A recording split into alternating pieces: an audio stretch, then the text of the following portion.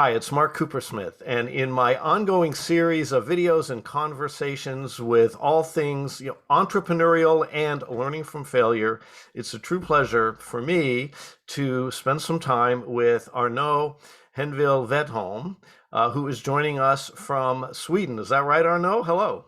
Hello, Mark. Thank you so much for having me. I'm so excited. Yes, Sweden, indeed, Yeah, Stockholm. now you're in Stockholm right now. Fantastic. So, Arnaud and I have something in common in that we have each written a book about how to create a more productive relationship with failure. And our genesis and our inspiration for our books were somewhat similar and somewhat different. So, what I'd like to do in our conversation today is spend some time speaking with Arnaud about what motivated the book that he wrote and get some key takeaways for all of us who maybe haven't had a chance to read the book. It's also an incentive to go out and learn the rest of the story. So Arnaud, thanks for joining me today and joining us today. Thank you, Mark. Thank you. So first question that I have for you is, well, first of all, what's the name of the book? So the book is, I have it here actually up there. It's called How Hard Can It Be? And there is a reason for that. I can go through that. And there's a subtitle to it, which is Startup Lessons from Trying. And then in bracket, we have and failing to take down Facebook, Yeah. which was the big idea when we launched our startup. Well, there's a lot of people that probably share that vision and that set of objectives these days. If you don't mind, can you grab the cover, grab the book, and show us the cover image that you have as well? There's actually something pretty interesting around it. We just passed 1,000 unicorns that now exist in the world, and you've got a unicorn on the cover of your book, but there's something unique about your unicorn. Indeed, it has a broken horn. And the reason for it, I mean, there are a couple of reasons, but the first one is, I guess, the reason why I wrote the book is that there is this belief that out there in the startup community, or those wanting to be entrepreneurs, that it's just a matter of, putting a few hours here and there, doing this side hustle, and out of the blue, you will become a unicorn. And there is this saying in the entrepreneurial circle, which is, well, how hard can it be to displace Facebook or Netflix or whichever big company?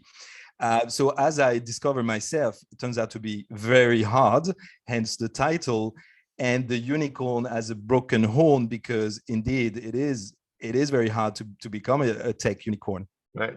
Absolutely. One of the other things that I frequently hear, especially with all of the different startup teams and ventures that I look at, is all we need is 5% of the market. How hard can it be? And the answer is Exactly. it's pretty hard because there are an awful lot of really smart, well-funded ventures that are pursuing that same 5% or 2% or whatever. Yeah, absolutely. Yeah. Oh, 5%, we're a unicorn. How hard can it be, right? So That's you hear right. that That's all the right. time. Great. So tell us a little bit, I guess, kind of, this is a two-part question. So a little bit of a high-level overview, kind of the arc of the book, and following up, what was the genesis for why you felt, aha, you had a reason to write this book? Right. So I'm going to try not to do too much of a monologue here. But yeah, so the backstory is that I was a management consultant working with large change initiative with large organization as a consultant, trying to help, employees to change their skills or to upskill people in large organizations, and to help leaders cascade down large behavioral change in very large structure, like for Fortune 50 companies. And we were there at the same time. We had the growth of Facebook, and we could not understand really the motivation for people to sit in their sofas and enjoy content and liking it from their sofas. So we thought that we could, behaviorally speaking, it was disturbing to us that people could enjoy that kind of a thing. So we decided to try to disrupt Facebook by coming up with a platform that would, invite people in the real world to actually try to become better versions of themselves. And we had found that the mechanics of a challenge would help to drive that new behavior becoming becoming true, right? So helping people to move from a current state to a state, the desired state. You mean the And current state being one where we sit there and we let the algorithms choose what content we see, and we get that constant drip, drip, drip of whatever content the algorithms decide they want to serve up to us. Right, exactly. And then and it was very difficult actually to move people from state A to state B, because we all have dreams and we all feel that we can become greater versions of ourselves. I mean, we see it every 1st of January, where the subscription on membership, membership in gyms go through the roof, and then by mid-March, no one goes to the gym anymore. I mean, it's very difficult to commit to systematically and as often go and meet your vision by doing the repetitive things that is not fun to do. But it's kind of changing habits, right, are hard. That's why right. This is the fact: 88% of New Year's resolutions fail for exactly the reason you're talking about. Totally. I mean, so your motivation was so the motivation for the book kind of comes from the motivation for your startup, right? Very much so. So we failed at that. We did a few pivots. We're not going to extend on that, but we lasted for 6.5 years. And after raising several rounds, after doing everything that a startup should do, creating a great team, and we moved to B2B, so having really great customers and etc. We couldn't really scale the platform. I mean, we couldn't scale the business model. The platform was great, but the model was not scalable. So you weren't you weren't able to cross that chasm, as Jeffrey Moore says. You could get your early adopters, you could get your few target markets, but you didn't find that magic solution to scale it the way the major platforms did. And what was exactly it. And ultimately, why was that? And perhaps that then leads into why write the book as well. Yeah, that is a very interesting question. I mean, I like Tony Robbins says, well, if you had tried everything, you'd be profitable, which in a way it's true, because you can always lower your expenses, you can always move to a smaller flat, you can always do all sorts of things, get rid of people, for example, get a smaller team or whatnot, to actually go to the bottom of it. So I guess eventually a startup is way more complicated than just you and your vision. It's everything that's around. It's the entire environment. It's your family. It's it's a lot of things in that bag. So all considered, with the money that we had gotten and the 7 years that we had spent already, we concluded that based on all those iterations, we kind of had reached the end of our dreams, and we were better off. Now it's the opportunity cost, trying to do something else altogether. Yeah. And then how did that lead into why you wrote the book? And so then the book, exactly. So after that, I realized, I was very much questioning myself as this very question: why is it we failed? So now I'm giving you the one sentence, but of course it took some time to process. And so as I looked around and tried to dig for some content on startup entrepreneurship and so forth, I realized that there was not a lot of content out there covering, the real startup journey. What is it like to actually be an entrepreneur? You've got a lot of content, the biography of Steve Jobs and the story of SpaceX and Elon that is doing amazing things, but it's very hard to relate to those as you start your venture.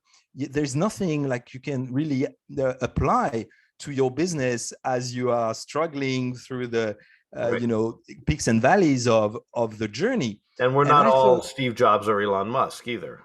Right, exactly. And I thought, okay, I've tried everything. I can't find it anywhere. Why don't I put it in paper, what it's really like to be in the shoes of an entrepreneur? And if you take that, a trip with me and sit in my shoes for a couple of hours, you'll understand.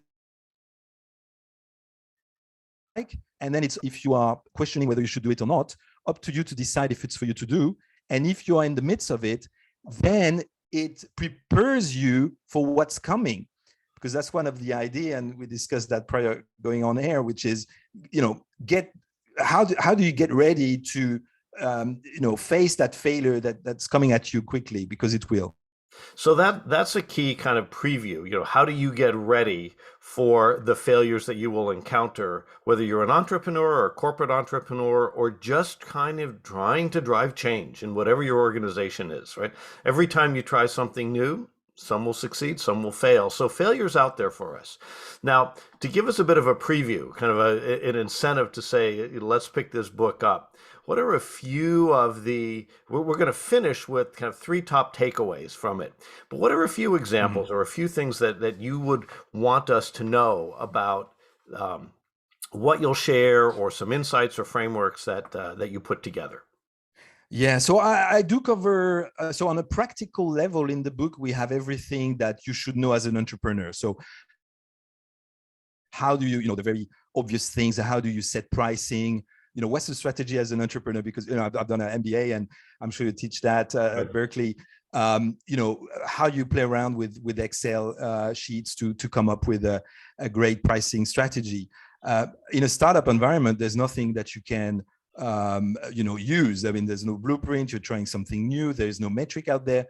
So I cover that at large, and the conclusion is mostly go out there and try, see what sticks. And by the way, pricing is so hard, right? Pricing is so hard, right? Yeah, very much. So I cover that. I talk about all those obscure concepts such as traction, virality, scalability. Like, don't get confused between, for example, the scalability of your product and the scalability or the potential sustainability of your business model, because you can have the greatest scalable product, but not being sustainable as a business model, which is what we really experienced in the end. So those kind of things I cover. So that's the very practical startup-y sort of takeaways. But then, of course, there's a higher level, like, for example, the illusion of traction. I love to talk about this. If you put the few data points that you manage to collect and they look great and you put them on the graph, it's easy to feel like it's kind of starting to look like traction, and you have that curve, but maybe there's nothing. Maybe it's a false traction. It's an illusion. Right. So yeah. How about metrics? How much time do you spend in your book kind of talking about, let's make sure we're using the right metrics? No, it's mostly an experiential book. So it's really, at the end of the day, when you get out of it, it's really it's a motivational book. It's about teaching people resilience, that yes, it's going to be hard. And now that you are indeed aware of it, just make the right decisions and prepare yourself the best you can to address what's coming at you. Yeah. So when we wrap up, we're going to talk, as I shared, I'm going to ask you for kind of three key takeaways. But before we get there, are there a couple of other things that you would want us to know kind of about your experience, or cautionary tales or optimistic tales for entrepreneurs before we get there? Yeah, I mean, there is one I keep hearing and I keep being asked about, which is the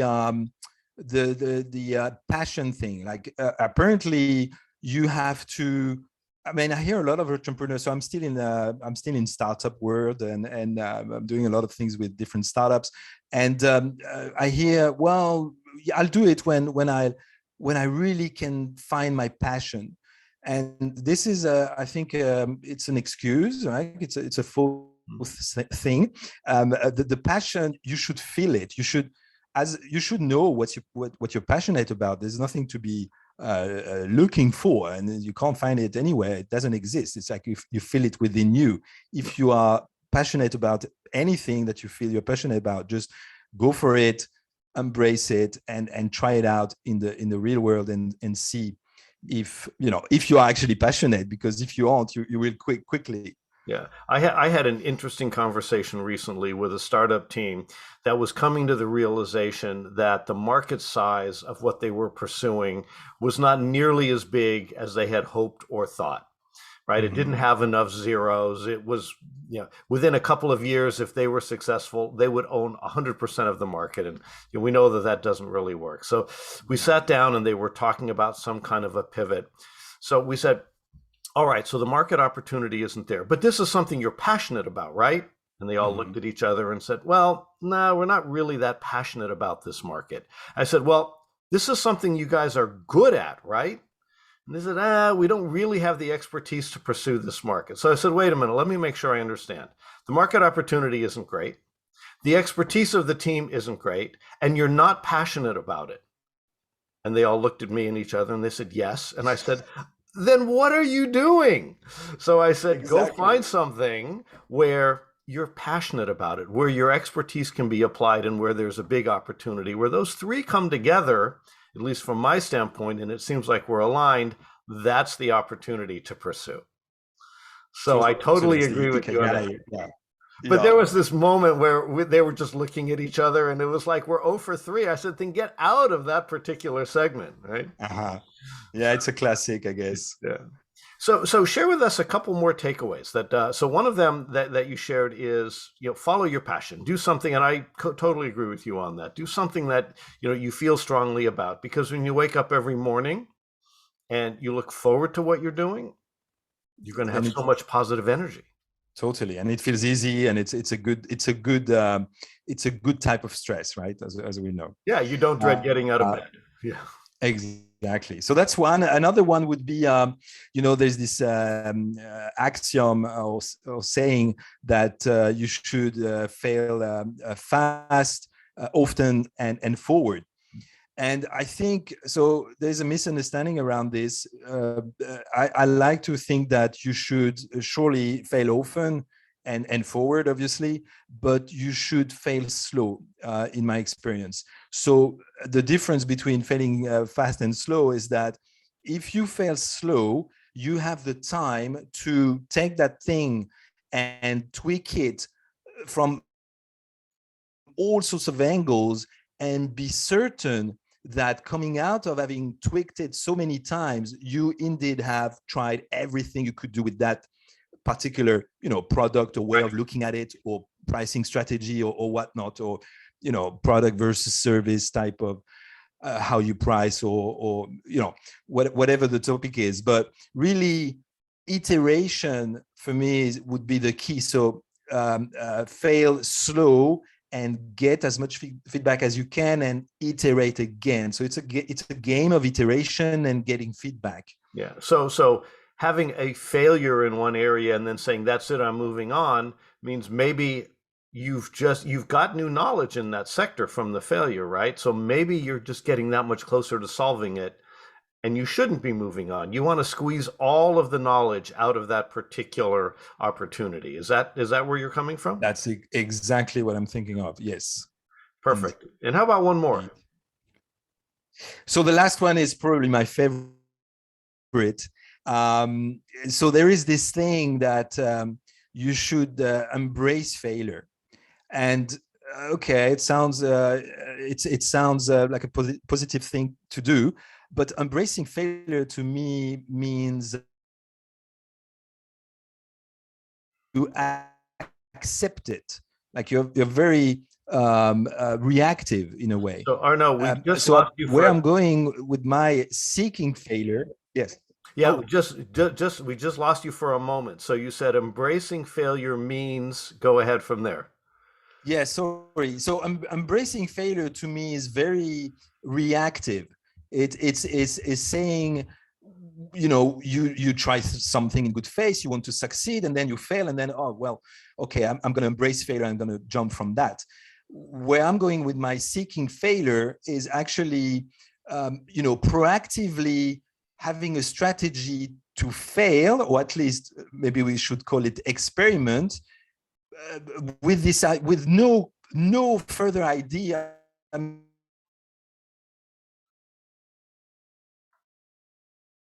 The end in mind, succeeding, but just for the sake of experimenting, for the sake of trying, knowing that most likely you will fail. So seeking failure as opposed to embracing failure, for me, would be the biggest thing you can play with.